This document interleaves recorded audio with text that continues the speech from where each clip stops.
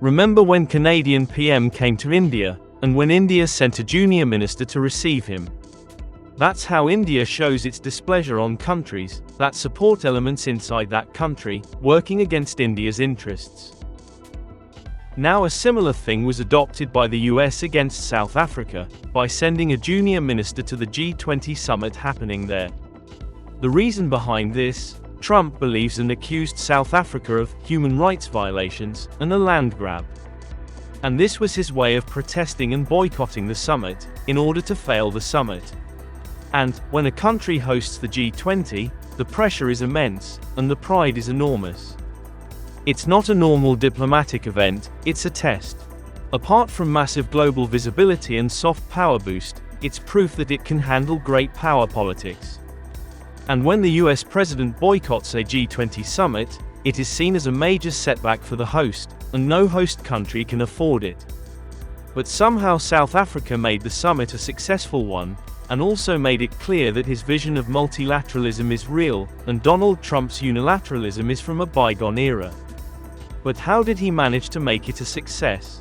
Well, South Africa got a lot of help from countries, and that too from Trump's allies, like Italy and Australia, but most importantly, it was from India that actually made a difference.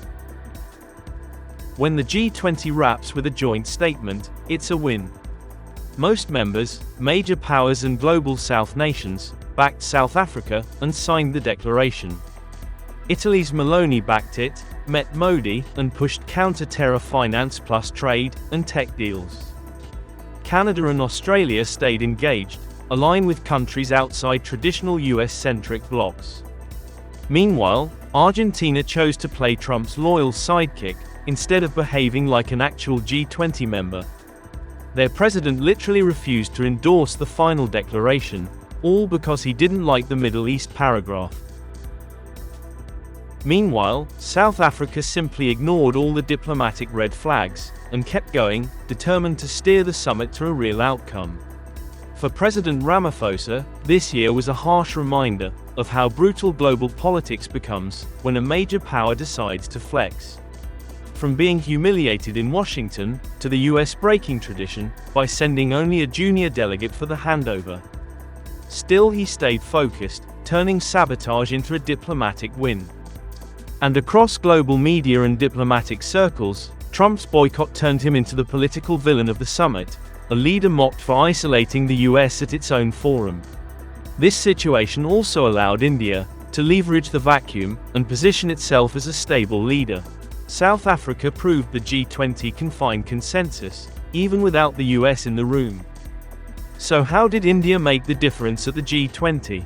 While others were busy boycotting and complaining, India actually delivered justice to the G20 agenda. India didn't just talk, it shaped the final text. From condemning terrorism, pushing for AI and digital justice, to demanding climate finance for the global south, Modi ensured India's voice echoed on every page. And beyond the declaration, India quietly activated something bigger. It helped revive the long-dormant IBSA group, and launched a brand new technology partnership with Australia and Canada, the ACITI alliance. Why do these two groupings matter? India, Brazil, and South Africa brought IBSA back to life after years of silence, partly as a response to Trump's aggressive trade and tariff policies. Trump has hit all three with tariffs or political pressure. India was punished for its ties with Russia. South Africa faced false accusations and a US boycott. Brazil saw political heat linked to Bolsonaro. Honestly, IBSA might actually work better than BRICS. All three countries share similar democratic and economic values, and there's no China or Russia dominating the conversation. Plus, it's all about South-South cooperation, and will reduce dependence on Western markets. ACITI is a new unilateral alliance spanning Asia, Oceania, and North America, breaking the usual region-bound pattern.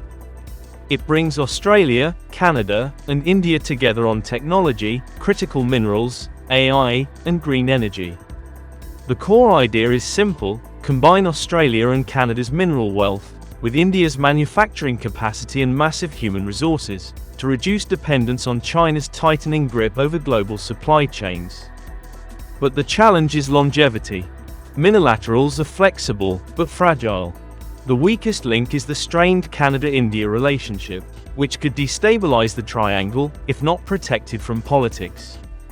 ACITI also emerges in the middle of great power rivalry. China will see it as a democratic alliance, meant to challenge its tech dominance, and the US may support it, but could also push its own agenda. So, managing these cross-pressures, while maintaining autonomy, will be a key test of ACITI's strategic maturity. Countries like India, Brazil, and South Africa, along with other emerging economies, are increasingly seeking alternatives.